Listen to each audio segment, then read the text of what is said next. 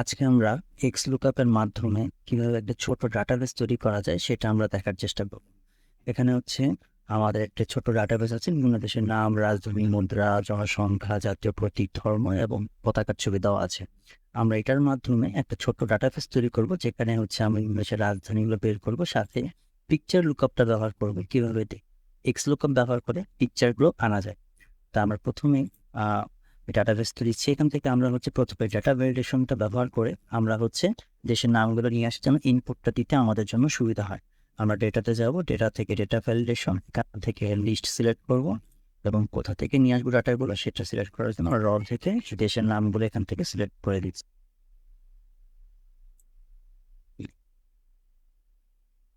করে দিলাম, এখানে আমাদের দেশের নামগুলো চলে আসলো। একটা আমরা চাইলে নিজের পছন্দ মতো ইনপুটটা করে দিতে পারেন, চাইলে লেফট রাইট যা যেটা ভালো লাগে। গেল, এখন হচ্ছে আমরা XLOOKUP এর মাধ্যমে এই দেশের পতাকাটা নিয়ে আসার চেষ্টা করব। প্রথমে হচ্ছে XLOOKUP ফর্মুলাটা কল করছি।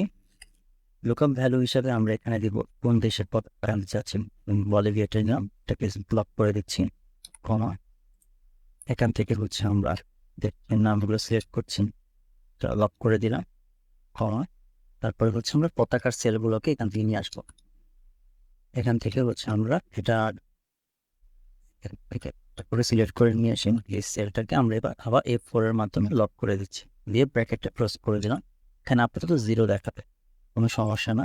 আমরা প্রাথমিকভাবে এখান থেকে যে কোনো একটা ছবি এখানে নিয়ে আসি, আপাতত এখানে রেখে দিচ্ছি।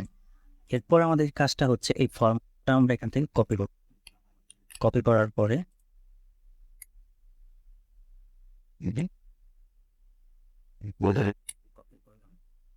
এখান থেকে আমরা যাবো ফর্মুলা ট্যাবে। এখান থেকে হচ্ছে ডিফাইন নেম নামে অপশন আছে, এখানে হচ্ছে আমরা ফর্মুলাটা এখানে পেস্ট করে দেব। পেস্ট করার পরে একটা নাম দিচ্ছি, যে কোনো আপাতত অনেক নাম দিচ্ছি, ডাটাবেস নিয়ে কপি করে দিচ্ছি। ব্যাস, আমাদের একটা ডাটাবেস তৈরি হয়ে গেল। এরপরে আমাদের যে কাজটা হচ্ছে, যে ছবিটা এখানে নিয়ে আসছি এখানে সিলেক্ট করে শুধুমাত্র ডাটাবেসটা কল করতে হবে। এটা কিন্তু অবশ্যই ছবিটাকে সিলেক্ট করার পরে।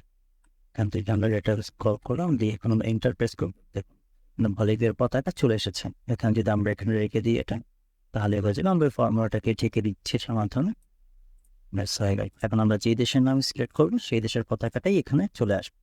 এটাই হচ্ছে XLOOKUP এর মাধ্যমে সহজেই ছবিগুলো কল করা যাচ্ছে। এরপরে হচ্ছে আমাদের যে কাজটা, বাকি কাজগুলো হচ্ছে আমরা হচ্ছে XLOOKUP এর মাধ্যমে এই তথ্যগুলো এখান থেকে পূরণ করার চেষ্টা করব। এখানেও আমরা XLOOKUP এর মাধ্যমে প্রথম দিকে আমরা যে কাজগুলো ইন্ডেক্স ম্যাচিং এর মাধ্যমে করতাম, আজকে আমরা সেটা XLOOKUP এর মাধ্যমে করার চেষ্টা করব।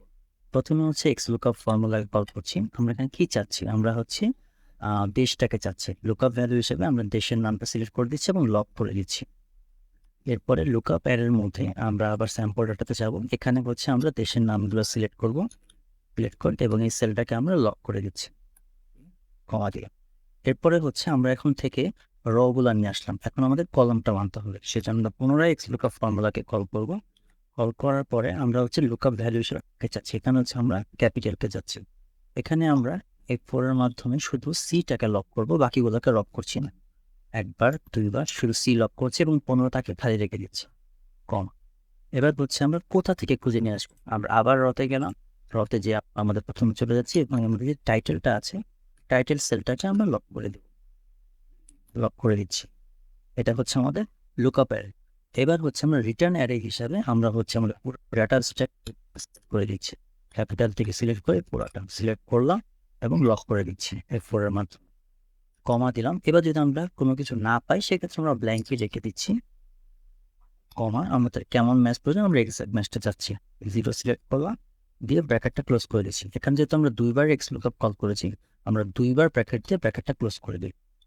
এই দেখুন আমাদের হচ্ছে তানজানিয়া রাজধানীটা এখানে চলে এসেছে।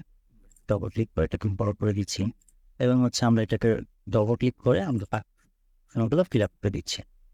ফর্মেটটা একটু নষ্ট হয়ে গেছে, এটা কোনো সমস্যাই না। আমরা এখান থেকে হোমে যাব, হোম থেকে হচ্ছে বর্ডার অপশনের চেয়ে পছন্দ মতো বর্ডারটা সিলেক্ট করতে পারেন। আমি হচ্ছে এটা সিলেক্ট করে দিচ্ছি ইনসাইড এবং এটা সিলেক্ট করে দিচ্ছি এটা হচ্ছে আউটসাইড। এটা আবার আগের মতো হয়ে গেছে। আর চাইলে এটাকে হচ্ছে আমরা নাম্বার ফর্মেট দিতে পারি, দেখতে একটু ভালো লাগবে। এখানে হচ্ছে একটা ক্যাপি হয়ে যাচ্ছে। বুঝতে সুবিধার জন্য কমা দিয়ে আমাদেরকে বোঝাচ্ছে। এখন আমরা তানজানিয়ার জায়গায় যদি আমরা এটা সিলেক্ট করি, তাহলে রাজধানী রোম, এদের কারেন্সি নাম ইউরো, এদের পপুলেশন হচ্ছে কত 6,46,00,000, 6,04,61,000। যদি আমরা আবার এখান থেকে হচ্ছে বলিভিয়া সিলেক্ট করি, বলিভিয়ার জন্য এটা দেখাচ্ছে তার রাজধানী হচ্ছে লাপাজ, অ্যাডমিনিস্ট্রেটিভ অফিসিয়াল আরেকটা, তার কারেন্সিও একরকম, পপুলেশনটা হচ্ছে 1,20,91,000, জাতীয় পতাকাটি হচ্ছে জাতীয় প্রতীক এবং তাদের প্রধান ধর্ম হচ্ছে খ্রিস্টিয়ানিটি। এই হচ্ছে XLOOKUP-এর মাধ্যমে কত সহজে আমরা একটা ছোট্ট ডাটাবেস তৈরি করতে ফেলতে পারি। আশা করছি ভিডিওটা আপনাদেরকে ভালো লাগে।